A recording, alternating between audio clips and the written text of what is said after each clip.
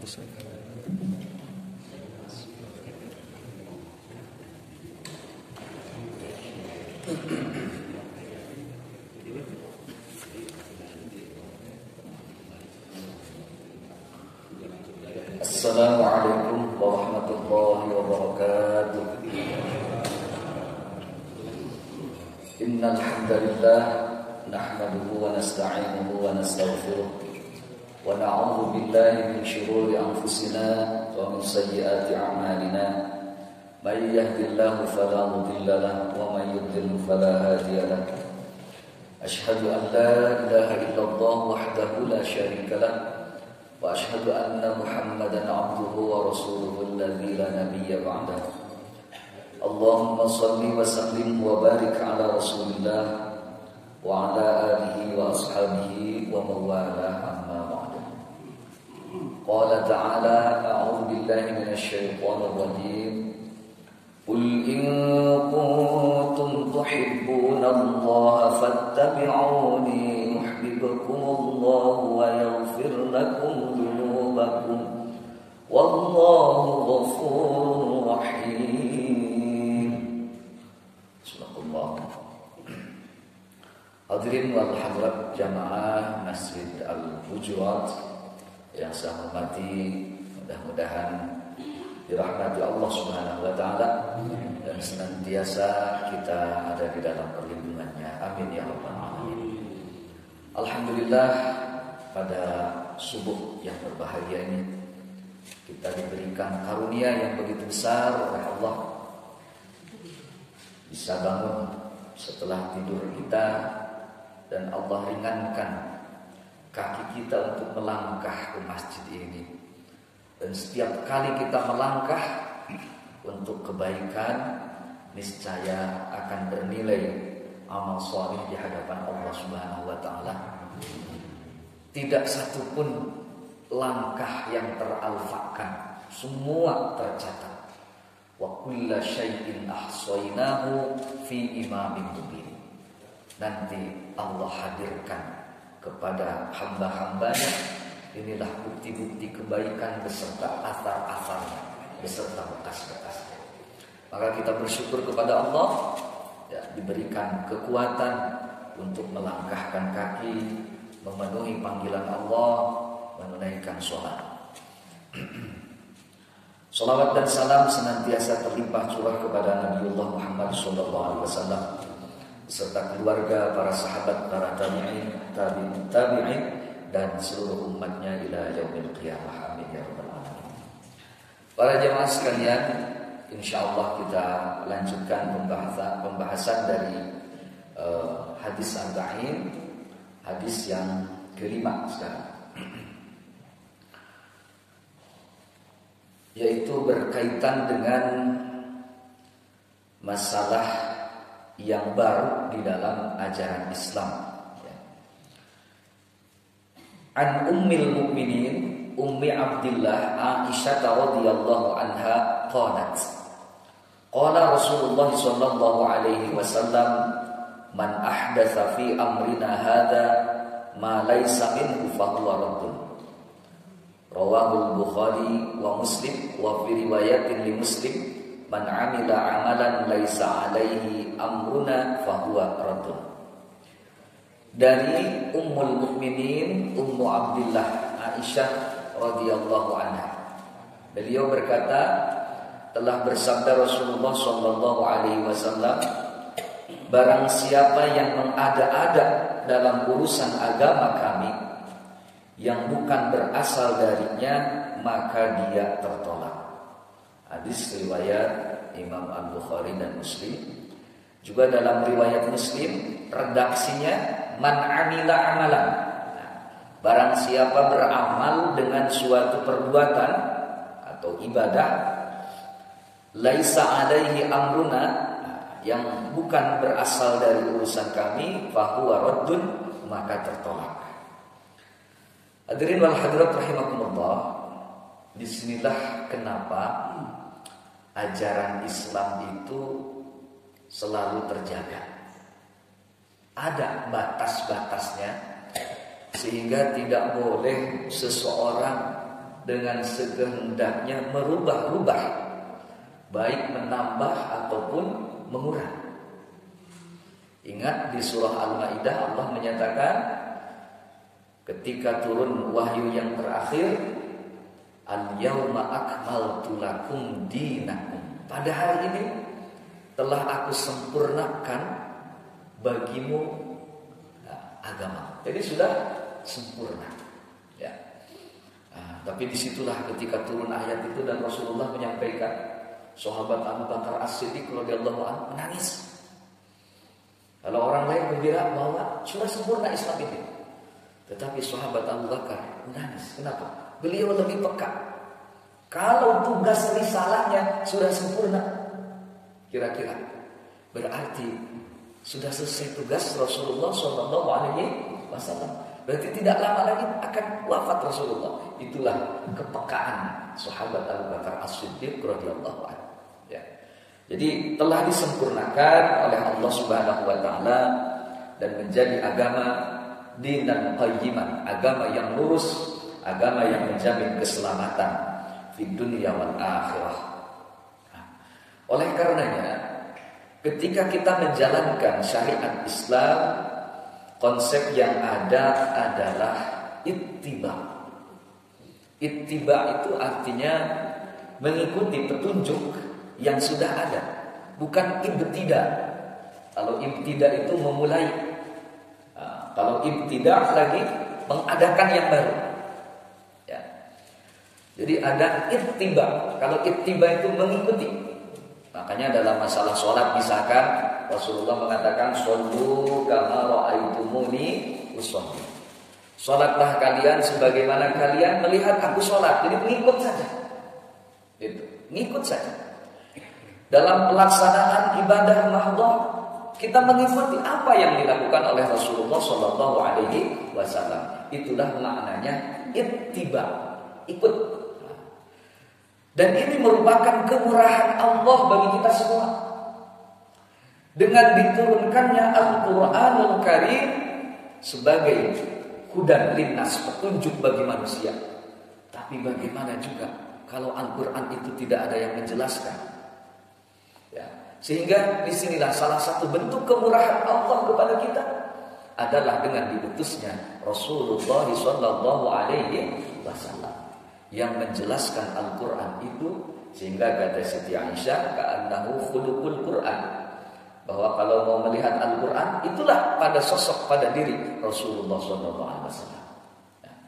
Jadi konsep yang ada pada ajaran Islam itu adalah ittiba, kita mengikuti. Bukan ibtida, memulai, atau ibtida pakai ain. Kalau pakai hamzah memulai. Kalau pakai ain, ibtida artinya adalah menghadirkan perkara baru di dalam ajaran Islam. Nah, para jemaah sekalian, terlebih lagi Al-Quranul Karim yang sampai nanti sekalipun tidak akan mengalami perubahan. Ya, Allah yang menjaganya. Allah berfirman, Inna nahnu nazzalna dzikra. Sesungguhnya kami, nah ini pakai, kalau istilah dalam ilmu nahwu memakai harfu taukid. Inna, sesungguhnya. Berarti taukid itu menguatkan sebuah pernyataan. Ya. Kami menurunkan al-dzikra, nama lain dari Al-Quran, wa inna lahu lahafidhun, dan sesungguhnya kami benar-benar akan menjaganya, memeliharanya. Hafidhun. Ya. Nah, para jamaah sekalian, makanya jangan coba-coba merusak, merubah terhadap ayat-ayat Al-Quran. Jangan satu ayat dihilangkan, jangan satu lafaz dirubah, ditambah atau dikurangi. Sekedar perubahan syakal sekalipun, ini harusnya A dibacanya U, harusnya I tertulisnya A misalnya, pasti itu akan ketahuan. Ya, dari mana? Karena Allah Subhanahu wa taala menghadirkan hamba-hamba pilihannya, para hufadzul Quran, para penghafal Al-Quran. Lalu dari mana? Secara keilmuan dapat terukur dengan adanya ilmu nahwu dan sharaf. Ya. Jadi ini mohon maaf kalau di kita kan cetakan Al-Quran bebas ya, siapapun boleh mencetak.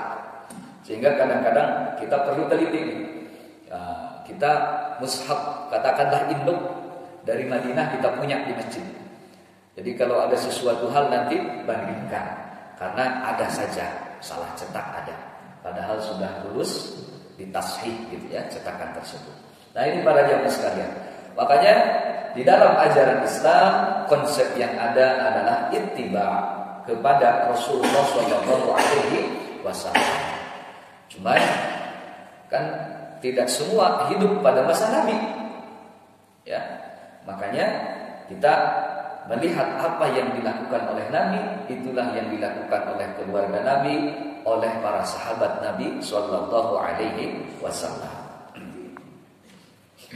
Maka tidak boleh mengada-adakan memperbaharui gitu ya di dalam ajaran Islam yang tentu saja jelas batas-batasnya. Apa itu batasnya?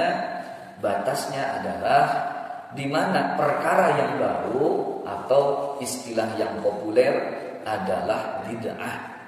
Gitu ya, bid'ah. Bid'ah.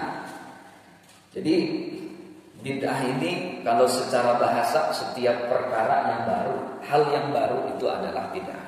Gitu. Nah, yang baru dalam hal ini para jamaah sekalian, urusan yang secara khusus berkaitan dengan apa? Berkaitan dengan masalah akidah, berkaitan dengan masalah ibadah, atau juga muamalah. Nah, maka dalam hal ini bagaimana sesuatu yang hadirnya baru ini tidak ada pada masa Rasulullah SAW? Apakah semuanya menjadi tertolak? Apakah semuanya menjadi tidak boleh? Nah, disinilah pentingnya kita mengkaji, disinilah kita pentingnya mempelajari sunnatun Nabi Sallallahu Alaihi Wasallam, ya. Supaya apa? Supaya kita jelas di dalam batasan-batasannya dan tidak sekehendak ibadah itu tidak memakai perasaan. Ya, betul. Kalau memakai perasaan keliru nantinya Bapak Ibu sekalian. Ya. Coba sholat asar itu kan pulang kerja capek, kenapa harus 4? Subuh bangun tidur seger ini 4 pun kuat Pak. Ya, makanya sunat kalau subuh rada-rada panjang lah. Apanya? Surat-suratnya gitu. Tapi pada intinya kata Nabi jangan memberatkan bagi jamaah, bagi makmum. Kata Nabi boleh jadi ada yang uzur, boleh jadi ada yang sakit, boleh jadi ada yang punya keperluan. Sesuai sajalah kebiasaan pada masyarakat kita. Makanya ibadah itu kita tidak boleh memakai perasaan. Rasanya ini kuat saya, gitu ya. Ibadah saum jangan pakai perasaan. Sudah tiba waktu maghrib, gak apa-apa nanti saya bukannya isya, saya masih kuat. Ini tidak bisa. Seperti itu. Atau dengan hadirnya mungkin situasi kondisi yang baru. Seperti pandemi yang sekarang ini Pak, mohon maaf. Ya, mohon maaf. Kita sholat berjarak, ada nggak masa Nabi seperti itu? Sebetulnya tidak ada kan? Perkara yang baru itu. Tapi kenapa kita lakukan? Ini bid'ah bukan sholat berjamaahnya jauh-jauh? Ya. Tetapi kenapa kita lakukan? Di situ ada kemaslahatan menurut ukuran pemikiran manusia berdasarkan kajian-kajian yang ada. Karena tidak selalu yang baru tidak ada di masa Rasul ini dikategorikan yang dapat menyesatkan. Tidak. Ya. Contoh, ketika sepeninggal Rasulullah Shallallahu Alaihi Wasallam, bahwa kata Amirul Mukminin, ya, yang nantinya jadi Amirul Mukminin Umar bin Khattab radhiyallahu anhu, ini banyak para penghafal Quran wafat jihad fisabilillah. Kata beliau, bagaimana khalifah apabila ini terus menerus sehingga para hafal Quran yang hafal Quran wafat? Tidak ada pegangan umat nanti. Maka beliau mengajukan kepada sahabat Abu Bakar As-Siddiq sebagai khalifah untuk mengadakan pembukuan Al-Quran. Kata Abu Bakar As-Siddiq, apakah engkau meminta berbuat sesuatu yang tidak pernah dilakukan oleh Rasul di zaman Rasul? Seperti itu. Tidak mau beliau. Sampai kemudian dibujuk. Akhirnya mau. Itulah baru fase awal kodifikasi Al-Quran, yang kemudian dibuatnya pada masa Khalifah Utsman bin Affan. Di situ baru dibuatkan Al-Quran, dan alhamdulillah kita hari ini memegang mushaf Al-Quran. Coba kalau tidak ada usaha Umar bin Khattab waktu itu, ya. Termasuk misalkan pelaksanaan sholat tarawih, dulu kan masing-masing sekelompok, ada sekelompok disatukan, dipimpin oleh satu imam. Itu juga sama dilakukan pada masa sahabat Rasulullah SAW. Di masa Nabi adzan Jumat itu sekali. Tapi setelah Islam semakin luas, terus umat semakin banyak, dan beda kesemangatan para sahabat, ya, ketika ada Nabi, ketika sesudah ditinggal wafat Nabi. Maka pada masa Utsman bin Affan radhiyallahu anhu, beliau lakukan adzan awal dulu Jumat itu, baru kemudian nanti adzan untuk termasuk rukun masuk waktu. Itulah yang ada, dan sampai sekarang di Haramain Mekah Madinah itu yang dipakai adzan 2 kali pada Jumat itu. Kalau di kita umumnya satu kali. Ada yang 2 kali, ada di Masjid Agung misalkan 2 kali. Ya silakan. Mau sekali boleh, mau 2 kali boleh. Makanya para jemaah sekalian, ini dalam hal ini menurut Syekhul Islam Ibnu Taimiyah rahimahullahu taala, bahwa beliau memberikan takrif yang dinamakan perkara yang baru ini adalah sesungguhnya perkara yang bertentangan, menyelisihi dengan Alkitab was Sunnah, au ijma'i salafil ummah, atau kesepakatan salafil ummah. Jadi orang-orang yang terdahulu, para ulama yang terdahulu, minal i'tiqadat wal ibadat. Ini ada di dalam Majmu'ul Fatawa. Jadi kata Ibnu Taimiyah bahwa yang disebut perkara yang baru ini, yang mengakibatkan tertolak ini, adalah sesuatu yang berseberangan dengan Alkitab atau Al-Quran, juga As-Sunnah, berlawanan dengan itu. Berseberangan juga, berlawanan juga, kontradiktif dengan apa? Dengan ijma' kesepakatan ulama salaf. Berarti perkara yang baru seperti ini akan tertolak apabila dilakukan. Itu.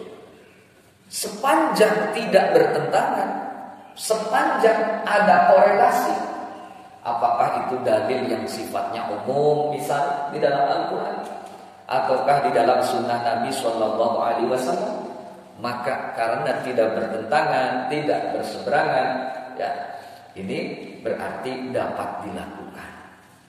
Nah, para jemaah sekalian, di sini kenapa ajaran Islam senantiasa dapat terjaga, dapat terpelihara, sehingga apa yang sudah menjadi kesepakatan para ulama salaf itu kurang lebih hidupnya pada masa abad ketiga Hijriah sampai itu, ya, itu salaf dianggapnya oleh para ulama. Kalau generasi berikutnya sesudah itu berarti khalaf, generasi berikutnya. Para jemaah sekalian, ini tadi menurut Ibnu Taimiyah berkaitan dengan perkara yang baru. Jadi ukurannya itu saja, bertentangan dengan Al-Quran atau tidak, bertentangan dengan Sunnah Nabi atau tidak. Yang dimana Sunnah Nabi ini tentu saja, ya, apa yang sudah menjadi kebiasaan Nabi SAW.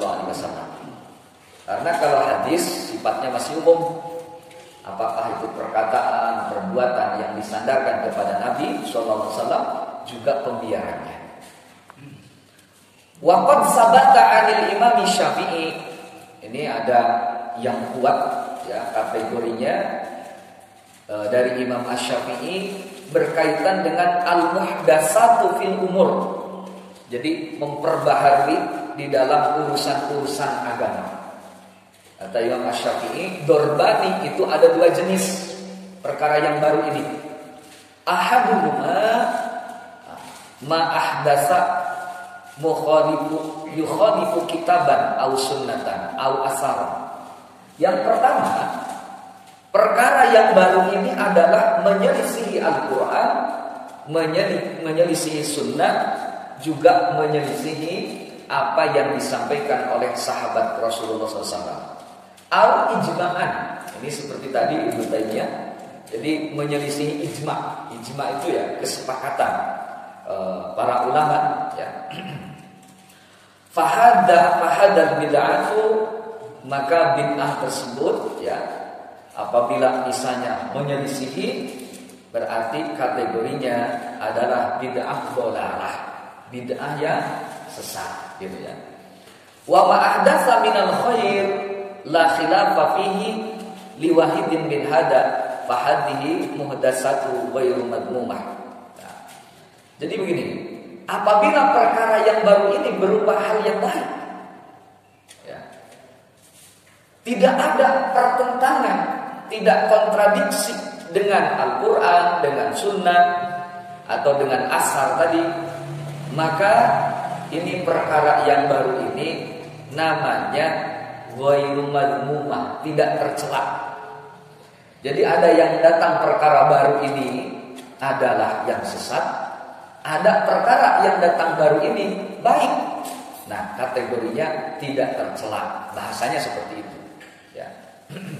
Nah, maka para jamaah sekalian, terutama di dalam masalah akidah, kita harus berhati-hati, tidak boleh mengada-ada di dalam urusan akidah ya.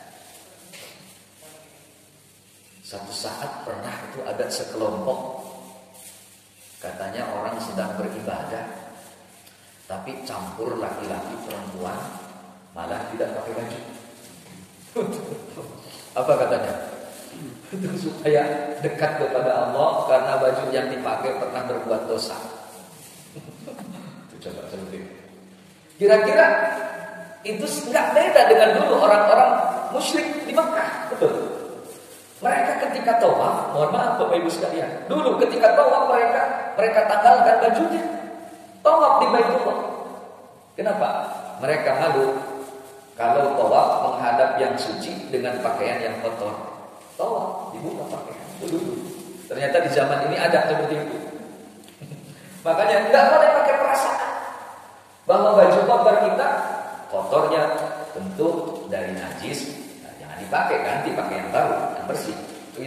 Jangan pakai perasaan. Apalagi kalau misalkan didasari dengan ini supaya kita bisa lebih dekat kepada Allah. Dan itu dasarnya. Kalau saya pakai baju kotor, ini ya saya tidak bisa mendekatkan diri kepada Allah. Ya keliru kalau melaksanakan sholat, naudzubillah min dzalik, sampai malah menanggalkan. Karena kewajiban di dalam sholat apa yang harus dipenuhi itu syaratnya? Satul aurati, menutupi kumaha itu. Harusnya menutupi aurat, tapi karena katanya ingin dekat kepada Allah, jadi dibuka apanya? Pakaiannya. Itu kan tidak benar. Termasuk juga akidah yang meyakini adanya Tuhan selain Allah. Ini perkara yang baru. Karena sejak masa awal peradaban manusia ini, manusia sudah dikenalkan dengan apa? Allah Subhanahu wa taala mengutus para nabi, para rasul ya, untuk menyampaikan apa? Supaya manusia menyembah kepada Tuhan yang Maha Esa. Ya, ilahan wahidah, Tuhan yang satu, yakni Allah Subhanahu wa taala. Termasuk ibadah-ibadah yang sudah diatur waktunya, bahkan tempatnya. Nggak bisa dirubah, diperbaharui. Kata orang liberal, ini ibadah hajinya jangan semua di bulan haji. Supaya apa? Supaya menghindari berkumpulnya orang yang bersamaan itu pada satu waktu. Kalau menurut logika benar itu. Tapi kalau menurut Al-Quran, menurut Sunnah Nabi SAW, itu tidak bisa. Ibadah haji itu sangat tertentu. Jangankan bulan, tanggalnya, bahkan tempatnya. Coba, Nabi menyampaikan Al-Hajju Arafah. Haji itu adalah wukuf di Arafah. Ya, nggak bisa kalau tidak di area Arafah itu. Keluar sedikit berarti tidak sah. Gitu. Di mana? Apalagi kalau diganti waktunya. Dan ada yang tiap bulan rutin ya umroh namanya, haji kecil lah, tidak ada mabit, tidak ada lempar jumroh, tidak ada wukuf. Gitu. Makanya jangan kita kemudian merubah-rubah yang sifatnya sudah ditetapkan, apalagi disepakati seperti itu. Ini tidak boleh. Kok ibadah haji gantian? Ada bulan Syawal, nanti pas bulan Rabiul Awal dari Indonesia gitu. Kalau misalnya bulan Safar dari Pakistan, dari mana? Ya nggak bisa seperti itu. Ini para jemaah sekalian. Makanya tidak boleh menghadirkan perkara yang baru yang bertentangan dengan Al-Quran, dengan Sunnah Nabi SAW, juga termasuk ada ijma, kesepakatan, konsensus dari ulama-ulama salaf seperti itu. Ini yang akan terjaga. Ya. Termasuk juga di dalam muamalah. Di dalam muamalah tentu Nabi juga telah menyampaikan batasan-batasannya. Ini jual beli seperti apa? Ini pinjam meminjam seperti apa? Gitu ya. Akad-akadannya seperti apa? Atau kita hubungan sosial kemasyarakatan. Adapun kebiasaan-kebiasaan yang ada pada masyarakat di mana hal tersebut tidak bertentangan, tidak menyelisihi Al-Quran, Sunnah Nabi, maka tidak mengapa. Apalagi misalnya secara garis besar diperintahkan oleh Allah dalam Al-Quran. Contoh, ini udah 2 tahun libur. Biasanya kalau habis lebaran apa itu Pak di kita? Halal bihalal betul. Gitu. Halal bihalal. Dulu ada halal bihalal kan bahasa Nabi seperti itu. Kalau kita melihat perintahnya di dalam Al-Quran, di dalam surah An-Nisa misalnya, wattaqullaha allazi tasaaluna bihi wal arham. Takwalah kepada Allah yang dengan namanya kamu meminta. Wal arham, peliharalah silaturahim. Seperti itu. Kalau prakteknya ya umum. Tapi kan kebiasaan ngumpul supaya kenal dengan tetangga. Ya. Pada awalnya khusus kita ini yang berhubungan dengan arham, yang pernah satu rahim dengan kita, itu yang paling pokok. Malah mohon maaf, kata Nabi, apabila kita bersedekah kepada kerabat kita, Allah beri 2 pahala. 1 pahala sedekah, yang kedua pahala silaturahmi. Kalau kepada umum yang tidak ada hubungan kekerabatan, 1 pahala. Kita memberi kepada saudara kita, adik, kakak, uang, paman, pade, bude, pale, bule, gitu ya. Matuo, apalagi banyak-banyak lah namanya itu, terserah di daerah masing-masing. Kita memberi, Allah beri 2. 1 pahala sedekahnya, 2 silaturahimnya. Karena pemberian itu menjadi wasilah, menjadi jembatan, sebab untuk menjaga silaturahmi. Itu istimewa. Makanya dahulukan saudara kita, ada yang tidak mampu, beri itu. Bantu. Untuk apa? Menjaga silaturahmi. Lalu karena hidup kita tidak selalu dengan keluarga, kita hidup bermasyarakat. Makanya adalah kebiasaan pada masyarakat kita, setahun sekali lah ngumpul-ngumpul. Itu Cuman di kita khusus aja namanya, jadi halal bing. Apakah itu bertentangan dengan ketentuan? Tentu tidak bertentangan. Karena apa?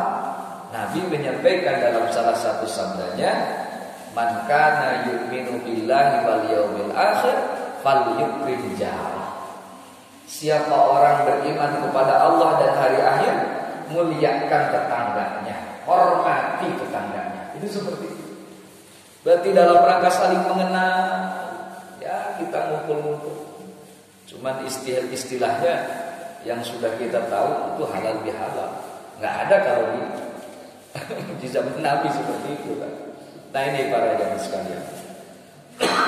Jadi ukurannya bahwa kita semua melakukan sesuatu hal, tentu ada batas-batas apa yang ada di dalam Al-Quran juga Sunnah Nabi Sallallahu Alaihi Wasallam.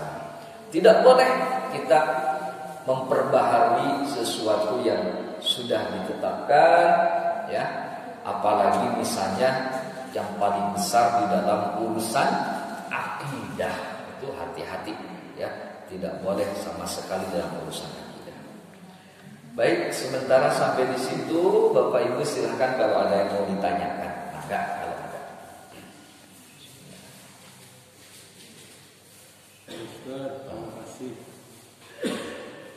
Pada waktu kemarin ini terjadi adanya Jumat virtual. Itu gimana?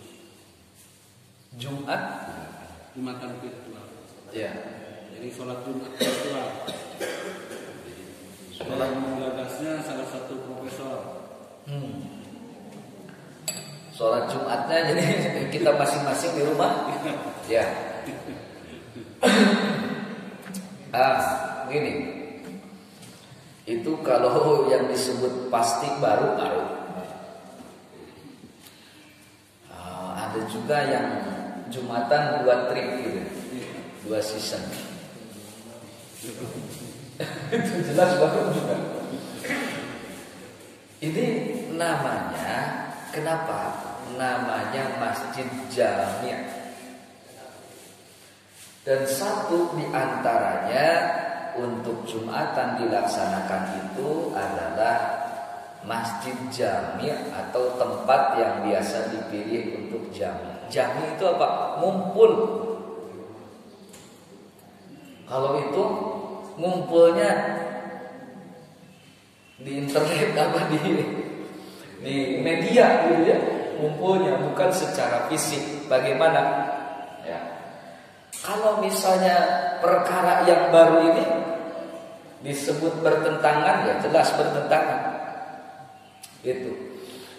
Dan ternyata hal semacam itu ya, apabila dilakukan berarti berkaitan menyelisihi dengan ketentuan yang ada, sah atau tidak sahnya sebuah ibadah.